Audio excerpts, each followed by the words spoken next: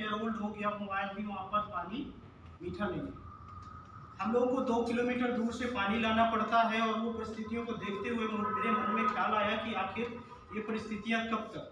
तो पता चला कि ग्राउंड वाटर ही ठीक नहीं है तो शायद ये पानी ठीक नहीं होगा।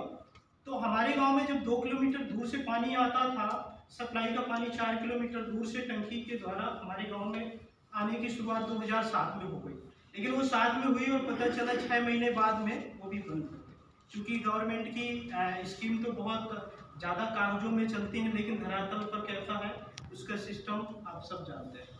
उसमें हुआ क्या, सबसे पहले मॉर्निंग में जब हम लोग को उठना पड़ता, उठते थे जगते थे तो सबसे पहले होता है पढ़ना, स्टडी करना। लेकिन हमारे नसीब में वो नहीं था, हमको सबसे पहले पानी लाना होता था। तो गांव में जब ये हालात मैंने देखे तो मैंने निर्णय किया कि हमें कुछ परिवर्तन करना होगा। मैं पास के शहर 20 किलोमीटर दूर मौदाहा हमीरपुर में पढ़ने चला गया और वहाँ मेरी स्टडी हुई 12th तक। फिर मैं बांदा में रहा, बांदा से फिर जब पीएम आवास योजना में रहा, वहीं मेरे मन में एक जिज्ञासा जगी कि अगर मुझे कुछ अपने क्षेत्र के बारे में करना है तो शायद कुछ अलग करना हो। तो वहाँ से मैंने चुना कि मुझे यूपीएससी करना है। चूँकि मैं कई डिस्ट्रिक्ट मजिस्ट्रेट के साथ में काम करने का मुझे अवसर मिला, तो मैंने सोचा वो बड़ा प्लेटफॉर्म आईएएस बनने के बाद शायद मैं कुछ परिवर्तन लाऊंगा। तो मैं आ गया वहाँ से कार्य करने के बाद 2018 में रिजाइन किया उस जॉब को और दिल्ली आ गया। फाइनली जब मैं मुखर्जी नगर आया तो मैंने सोचा एक आईएएस अफसर का कार्य क्या है। तब पता चला water conservation, education, health, environment protection, health, soil conservation, human right protection, इन्हीं सब पे तो वो काम करता है। जो भारत सरकार की गवर्नमेंट की जितनी भी योजनाएं हैं उन सब पे सबका क्रियान्वयन करना। तब मैंने सोचा कि आईएएस तो मैं हूँ नहीं, तो ये कैसे होगा। तब फिर मेरे मन में ख्याल आया कि कोई ऐसा टॉपिक चुना जाए जो मैं आगे आईएएस बनने के बाद मैं कार्य करूँ। तो मुझे लगा कि इन्वायरमेंट।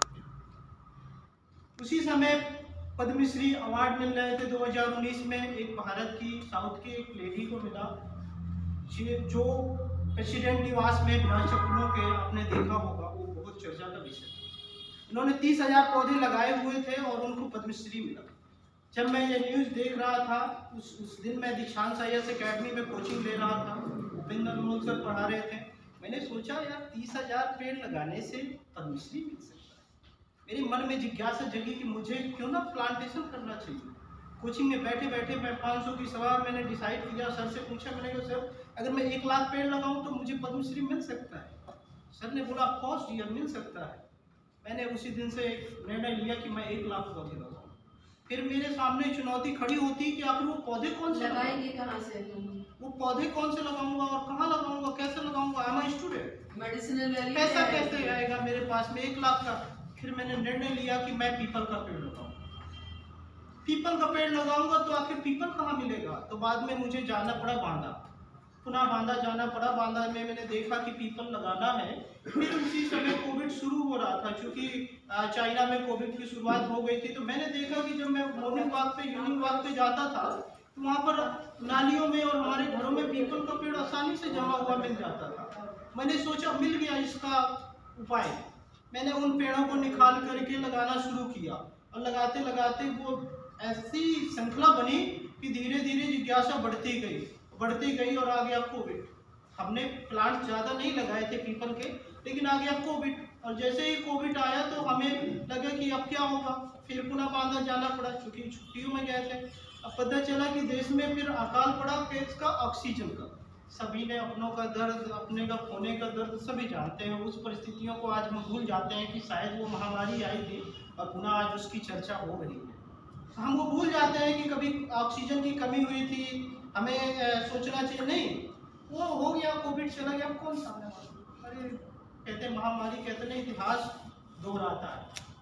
और पुनः वो फिर जब पता चला, मैंने एक अपने मित्र को खोया। उसमें वीडियो साहब के यहाँ स्टूडेंट थे बांदा उत्तर प्रदेश में, उनको ऑक्सीजन ना मिलने की वजह पैसा बहुत था, ऑक्सीजन नहीं मिली, डेथ हो गई। मेरे पैरों के नीचे जमीन खिसक गई कि आखिर पैसे को हम खा सकते हैं, जब ऑक्सीजन नहीं मिले क्या होगा। मैंने सोचा जब जीवन का भरोसा नहीं है, क्यों ना कुछ ऐसा काम कर जाए कि लोग याद रखें। मैंने सोचा अब इस मुहिम को बड़ा तेज किया जाए। मेरे तक सीमित नहीं रहेगी, मैं अकेले कितना लगा दूंगा, 1 लाख लगा, 10,000 लगा दूंगा, हो सकता है मैं जीवित ही ना कब मुझे ऑक्सीजन नहीं मिले, मेरा देहांत हो जाए।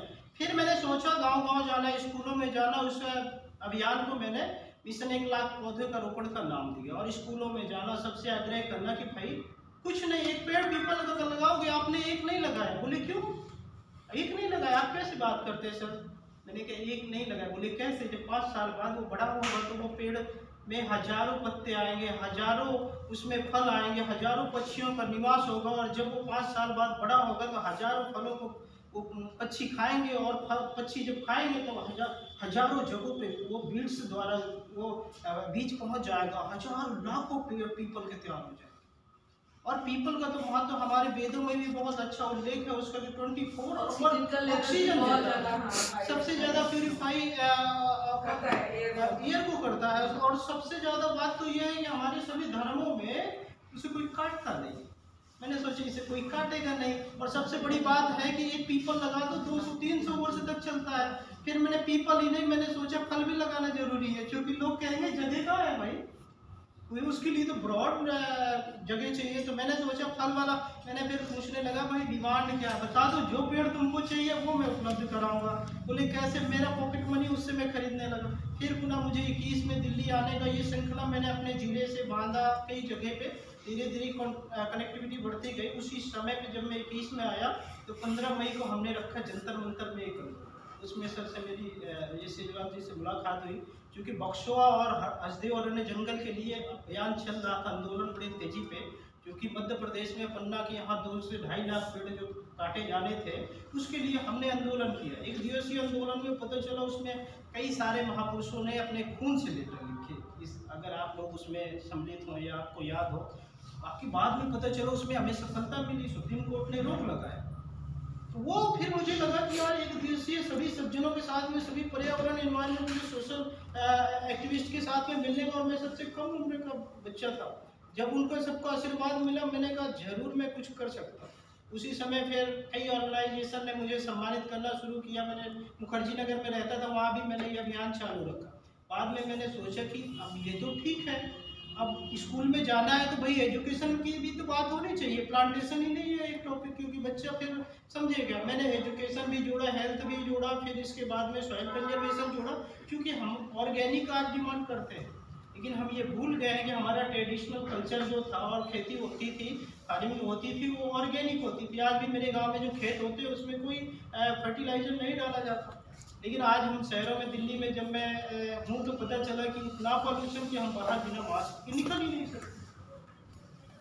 तो वो सारी चीज़ें मैं बच्चों को बताना शुरू किया। फिर 21 में ही मैंने एक और अभियान चलाया, डोंट वेस्ट टू फूड, कि थाली में भोजन उतना ही ले जितना आप खा सके, पैसे जरूर आपके संसाधन सभी के।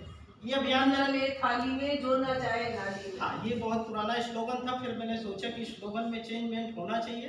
तो मैंने रतन टाटा जी थे, जिन्हें जर्मनी में घटना याद होगी आप सभी को कि उन्हें $200 का फाइन देना पड़ा था। तो ये मैंने अभियान शुरू किया कि थाली